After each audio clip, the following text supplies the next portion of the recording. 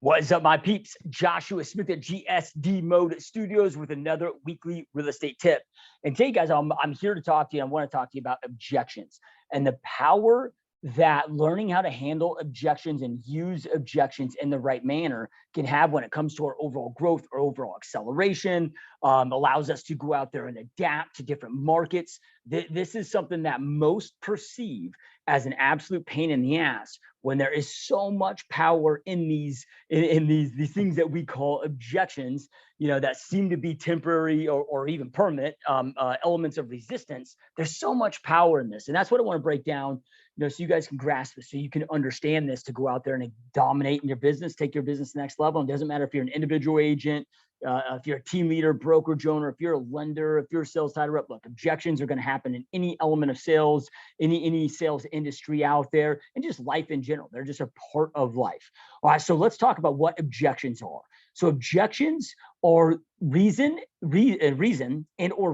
as to why people are not moving forward with whatever that thing is. It's why they're not taking action. It's why they're not moving forward, whether that be why they're hesitant or choosing to not move forward of buying a property right now, or selling a property, or hiring you as their realtor, or joining your team, joining your brokerage, and so forth. And what I find is that most in our industry, so I'm speaking to real estate professionals here, most in our industry are just looking for quick scripts. And from my experience, that is a very shallow, superficial way to try to overcome objections. And it's really not going to help you. People are looking just for, let me just get that quick one-liner, two-liners, that just can, I don't know, maybe manipulate the conversation, block, distract somebody, whatever, instead of handling the root core issue. You got to understand that sales is all pain and pleasure. People are experiencing a current pain with whatever their situation is. They want to get out of that pain and get to pleasure. So in real estate, let's just say their current living situation is creating certain pain for them. And that's going to be different based on, who it is, whatever it may be. But they want to get out of that painful situation, and the real estate that they want to buy and acquire and make that move forward solves that pain and gets them to pleasure. So then us as real estate professionals at the highest level when it comes to sales and marketing and so forth is to articulate that we are the best guide to get them from pain to pleasure. Right now, the objections. So if you look, okay, here's pain, here's pleasure. The objections, like the brick wall, right? Like it stops them from moving from pain to pleasure. Like they're experiencing the pain, they want to get out of this pain, but bam, they keep, this objection is like this brick wall that they can't move forward with. Right. Well, we want to, again, we're articulating that we are the best guide to get them from pain to pleasure. So just understand that objections are just that. So when most real estate agents, team leaders, broker owners, or those that are in sales, look at objections as a pain in the ass. Oh, it's a thing of resistance. Why do I keep getting these? And again, they're just looking for quick fixes, as is, so many areas of life for so many. That's the wrong approach. Listen to them.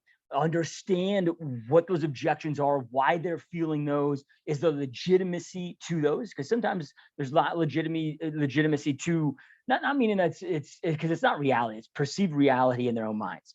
So sometimes I'll get an objection where it's just like, hey, I just need to shed some different light that may make them think differently, slightly change their perspective. I'm not trying to be manipulative, not trying to be deceitful. It's just shedding some different light, a different perspective than maybe they've thought about.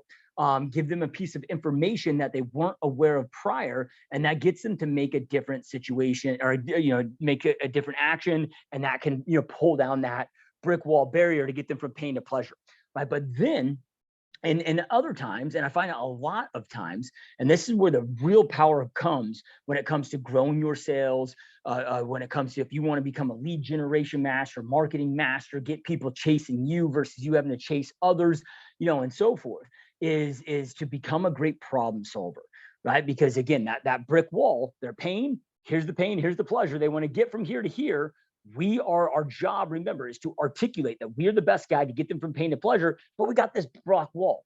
Well, we got to show them that, boom, we have a solution to get them over that damn wall and get them to where it is that they want to go. So as an example, an objection that, we've been getting a lot, really since the beginning of this year, as interest rates started going up, from the buyer perspective, there's two main objections we get a lot right now, that we've had to overcome, that we've been very successful at overcoming, that allows us to grow our business. Because again, we're removing that block wall barrier, right? But first, it's listening to what those objections are, understanding what their true objections are, then going to the drawing board, because it's the most successful. He or she that is the best problem solver when it comes to your ideal client, whatever niche that you're in, he or she that is the best problem solver when it comes to their client's current problems, that's prohibiting them from taking the actions that they want to take. Right? Are the ones that are going to be the ones that are the most successful in any space, right? So with that being said, right now, since interest rates have started going through the roof, I know they've kind of leveled out, but a lot of people, January 1st, and then it's the beginning of 2022, and then especially 2021 and so forth, we're getting quoted 3.5% interest rates and so forth. So common thing that we were, objections that we started getting as interest rates were going up is, man, I really want to buy, but now the interest rates are 5.5. I just can't. I need to wait for interest rates to come back down. It's quoted 3.5, and that was really what made it work for me for payments. And now I'm kind of out of the marketplace. Okay, well, then I go, okay, that becomes the problem, right? So my job is the guide to get them from pain and pleasure. I got to see if there's any possible way I can figure out how to overcome that objection, which we have. Working with all the local builders that we possibly can that are willing to offer certain incentives, to do rate buy downs, so we can get our clients 3.5% interest rates again. Finding certain properties on the market that are resell that have been sitting for a little while now that our market's softening. This is becoming commonplace again, where we can get seller concessions at a certain amount to buy that rate down for them. So we work with their lender and so forth. So now when that comes up, I don't need a fancy freaking script or some manipulative, decisive way to try to, like, instead of going to them and being like, oh, well, 5.5% is still historic lows. They're looking at payments. They're looking, okay, hey, my payment is now $600 more a month. That's going to put things tight for me. I can explain how interest rates are still, historic lows. And if you look at the history of real estate, interest rates are still, 5.5 is still a great interest rate. They don't give two shits about that. They're thinking about, hey, man, that extra $600 that I would save a month on my monthly payment makes a huge difference. And maybe that's the difference of them being able to save for the kids' college or not. And that becomes a hindrance. So instead now I've solved that problem. So when they come to me with that, we're on a phone conversation or we're meeting together, whatever, we're at an open house, whatever it may be. Yeah, hey, I get that. I understand that. Here's a solution that we found that we're still able to get our clients that 3.5% interest rate. If that's something you're interested in, here's what that strategy looks like. So if we can find you the house that we want and make sure we get you negotiated where we can get you that same interest rate, would that still work for you? The other main objection that we're getting right now from the buy side is, hey, I want to buy right now, but I'm worried about the market crashing. Now, what am I seeing so many agents do right now? Oh, the market's not going to crash. It's just correcting. It's just softening. we're just going through a slowdown. The market is not going to crash like it did in 2008 and so forth. And to me, that again, that's just manipulative, decisive practices that are doing a disservice for our clients, future clients, and so forth. Because how the hell do you know that? How the hell does anybody know that? I wouldn't be shocked if the market doesn't crash and at a much higher severity than it did in 2008. Now, I'm not saying it's going to happen. I'm not being chicken little, the sky is falling. The reality is I don't have a crystal ball. You don't have a crystal ball. No, not one human being in our industry has a crystal ball. Nobody can honestly say that they know for full certainty that's what's going to happen. Maybe they're putting words out there. Maybe they get lucky. They get it right, which was just luck. And they, try to, after the fact, hindsight's always 20. Oh, well, I predicted this. Okay, cool. Well, what if we ended up in World War III? What if we end up in a civil war? What if just some crazy shit happens that's out of all of our control? Like, we don't know, right? And even if those war scenarios, and that's kind of crazy talk a little bit. Well, not crazy talk with the times that we're in, but kind of worst case scenario factors. But even without those, again, I would not be shocked at all if the market doesn't crash. Okay, so again, I understand that, and it's a valid reason as to why it's a valid block. It's not an invisible brick wall that they made up in their mind that's prohibiting them to get from that pain to pleasure. Like it's a legitimate valid block wall concern. So then, okay, well, how can I help them with that? Okay, well, we went out there and worked with, certain investors and rent to own purchase companies and so forth, where they can go pick out the house that they want. As long as they get qualified, they can pick it out that they, where they want. Our investor come and buy the property that we represent, buys the property for them. They have the exclusive right to either rent that property or buy it at predetermined rates up for the next 5 years. So it's a great hedge for the market. So anybody that has that concern, boom, we have a solution. We have a vehicle. We have that ladder to help them walk them over, handhold them over that brick wall. Right? So I know, I'm being repetitive with this, but I just want to share, I want you guys to understand this, because this is so important, especially during market shifts, because these objection handlers, these pains that you solve then become your unique selling propositions, or unique value propositions. Some people call them, UVPs, I call it USPs, unique selling propositions, but these become your unique selling propositions. This is what differentiates you from your competitors. When the market in 2020 to really up till about 5-6 months ago, and we actually still are in certain cases, leveraging, this program as well. But one of the big objections that we got is people that wanted to go out there and buy a property, but they had a property that they needed to sell first. They had a ton of equity. That equity, they go out there and they can make strong offers. They can compete from an offer side, but their offer had to be contingent on their home selling. Well, when there was 20, 30, 40, 50, sometimes 100 freaking offers on any given property, and 50% of those were cash, and they were all amazing offers, sellers were like, screw you. Like, why would I take this contingency? Even if the offer is great, I got 50 other great offers, half of those which are cash, that net me the same amount or more. And I don't have a contingency. Why would I move forward with that? Okay, so we had to go to the drawing board. We found investors and certain investor networks that we or institutional investors that we were able to work with that would give them an offer on the current home. Verbal, we do a verbal offer on the current home. Then once we're in agreement on that, our clients will go look for the house that they wanted to buy. Our investor would step in, buy the house that they wanted to buy for cash for them. So now it's a clean cash offer. Then from there, we would close on the house that they're currently living in. Then that would free up those funds. And then the investor would sell them back the house that they bought for them on their behalf. My investors would charge a fee for that. That was a fair fee, but everybody won. So it took our clients that were obsolete because of that situation, which was an objection, that was the brick wall, right? To now being able to go out there and accomplish their real estate goals. So what is that thing that's prohibiting them from accomplishing their real estate goals? What is that brick wall? And then how can we remove that brick wall? How can we, or build an escalator to help them get over that brick wall by solving their problem? So this is why I'm always listening to these objections, right?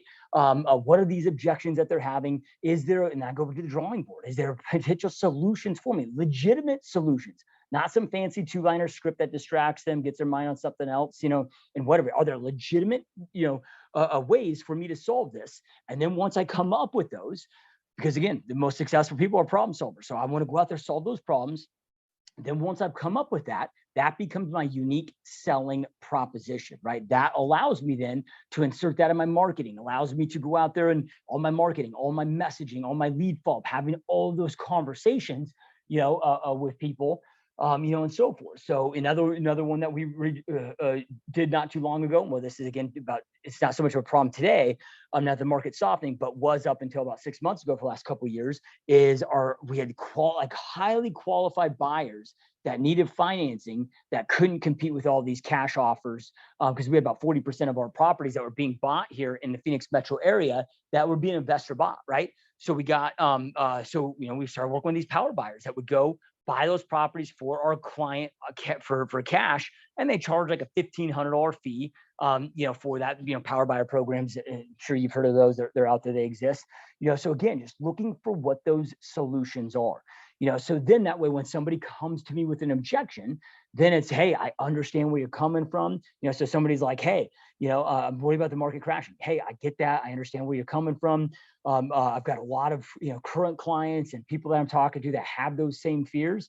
And look, I share those same fears too. I don't know what it's going to do. It's doing some funky things right now. And, the economy it appears to be a little bit of a house of cards. We don't know where this is going. So when I'm doing my objection handler, actually handling different objections when those come up. Now, hopefully we're doing such a good job with our marketing messaging, with our unique selling propositions, that those people are reaching out to us and just asking about the solution that we have. But in the event, maybe I'm in an open house, maybe it's a stranger that I'm talking to that didn't see a piece of my marketing and already knows about the programs, and so forth. I use the feel, felt, found, lead framework. Feel, felt, found, lead. So feel is, hey, I understand how you feel. I get it. Right. So we're now in agreement. We're now working together. We're shared common values. We're showing our understanding. We're showing sympathy, empathy, whatever the hell you want to call it. Right. Instead of going like, oh, well, that's, why would you think that? And that's not going to happen. They're going to go into defense mode. Nope. Hey, I understand. I understand why you're feeling that way. Right. Okay. So that's your feel. Then felt is then, hey, so whether it's me saying about this, like saying this about me or other clients, but hey, I understand how you feel. I have so many current clients and others that I'm talking to that feel the same way that you do. And personally, I'm right there with you. The market's doing X, Y, Z, I like, so that's the feel, the feel and the felt. So, you're empathizing with them on how they feel. Felt is, I have a lot of clients I work with that felt the same way you did, or I'm in a position, or I've felt that way too, right? So that's feel, felt, and then found. Found is where you enter the bridge into the solution. So, hey, I understand how you feel. I felt, or clients that felt the same way. Now, what we found is, right, and this is where you lead into your solution, whatever that is. Hey, what we found, a great way to hedge against the market crashing, is we found this solution, and we're able to help a lot of our clients with it right now. They're loving it, blah, blah, blah, blah. So that's feel, felt, found. And then after you describe what that solution is, the found is, what the solution is to get them over that brick wall, again, to get them from pain, to get them to pleasure, that removes that brick wall that was blocking them from making that transition. Once you describe that, then you lead the process. And the lead is just, okay, now that we've removed that barrier, now we're going to book a buyer consultation. Now we're going to book a listing consultation. Now we're going to go forward and move forward with the deal. And that is the best overall framework that I have found to overcome objections, legitimate challenges that people are facing in the marketplace. I'm telling you guys, like, if you can grasp this, if you can understand this, it will bring so much power to your business, to your life, to your marketing, to your sales, and so forth. And here's the thing is, you need to always be on the hunt for these things, because the market, this is when the market is shifting and changing, it always brings amongst new challenges, right? So this is what we're looking at. So, when the market shifts, it was like, okay, hey, in 2007, 2005, 2006, and about halfway through 2007, and I'm working with a lot of traditional buyers. Well, then I had to pivot into a new ideal client, because then it was short sales, because the market started changing so fast in Phoenix, Arizona. So now we're seeing a lot of short sales. We're seeing a lot of REO. So I had to pivot to going after this new style clientele. So I had to identify, again, what is the pains that they're having? What's the pleasure that they want to get to? Obviously, somebody that's going through a short sale situation, is unable to afford payments on their house, going through some type of a hardship. They're in fear of foreclosure. They want to avoid the foreclosure. They want to get out of this shitty situation and not deal with this anymore. Right? That's the pleasure that they want to get to. Okay, so I went to the drawing board. I had to learn short sales. I had to go, whatever. But then now it was like, boom, now I had a way to overcome that objection, to be able to offer you USPs. We had programs where we help them go through, and we try to help them with a loan modification if that was a viable solution. If not, we could help them, guide them through with the short sale process. We're able to explain that and came up with solutions that worked for their situation. With my asset manager with REO, I had to figure out, again, like, what were their big pain points? What were their goals? What was the pleasure they wanted to get to? What were their current pain points? Let me go out there and solve those current pain points.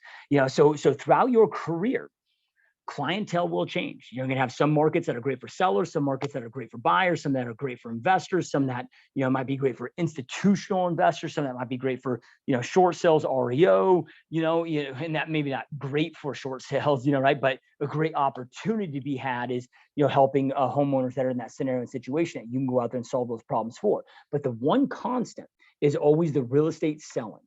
Throughout my almost 18 years now, and I've been in, here it's about 30 minutes northwest of Phoenix area. So we're over the whole Phoenix metro. But right now I'm in Surprise, Arizona, which is where my office is, where I'm recording this video right now. So it's one of the primary markets that I've worked over the years. So it's like, okay, all the different, geographical locations within Surprise, Arizona, the neighborhoods, whatever, like the real estate is the one constant that's always been the same. It's always trading hands, always has, always will. My job is to become the real estate expert in my area. So I know the real estate. That's my product. So the product is the real estate, the community, knowing the schools and the neighborhoods, and knowing that community and the homes within that community inside and out. At any given time, it's going to be different people buying it, different people selling it. And then there's obviously a lot of niches, different niches, and apply this, whether it's, whoever your ideal client niche is and how it pivots and shifts throughout the marketplace, because those things will constantly change. It's like, okay, like I go after a lot of I've went after a lot of expireds over the years and had massive success with expireds.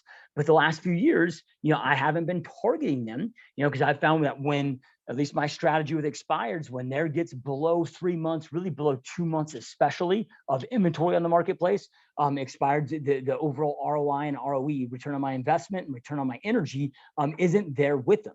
But now that our market is gaining inventory again, I'm about 1 to 2 months out from going balls to the wall and going after and attacking those again. Well, I understand expired's pains. I know, what the pleasures that they want to get to. I know what those pains are. I know what those objections are.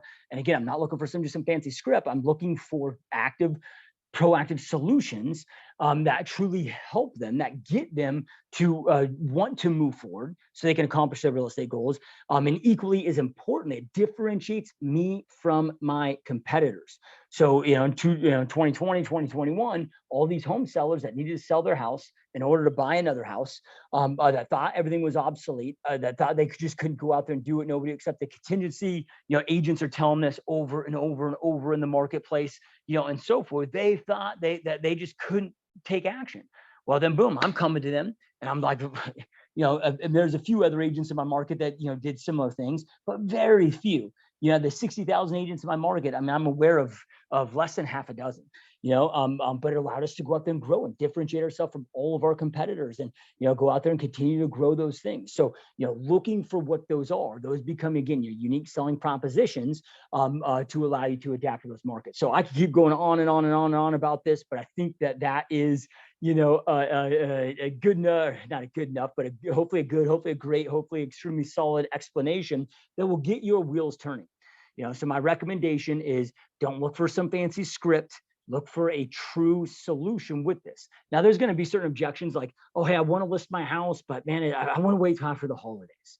Okay, well, that might be in their best interest or not their best interest. So I'm going to talk to them about the pros and cons of both, give them that piece of information. So then from there, they can make their best decision, because before the holidays, there's going to be a hell of a lot less inventory. A lot of people wait till after January 1st or after, New Year's.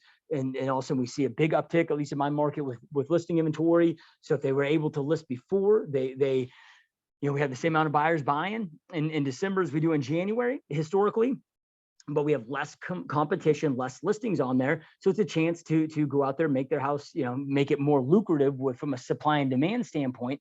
So that might be better for their scenario and situation. In a perfect world, it would be better for their situation. However, maybe I find out that they got a bunch of family coming into town for 3 weeks. So they're going to be, having people sleeping on air mattresses, people sleeping up their guest rooms. They're going to be entertaining, going to be having parties. The house isn't going to look good. It's not going to be showable. It's going to be a massive headache for them. Okay, well, I get that too. That's a valid, whatever. So, I'm going to give intel, give data, give that information to the best of my ability using the feel, felt, found, lead approach, and then from there, they can make their best decision from there. Anyway, hope that you guys found this helpful. Keep crushing it, keep kicking ass, and I will see you next time. Peace.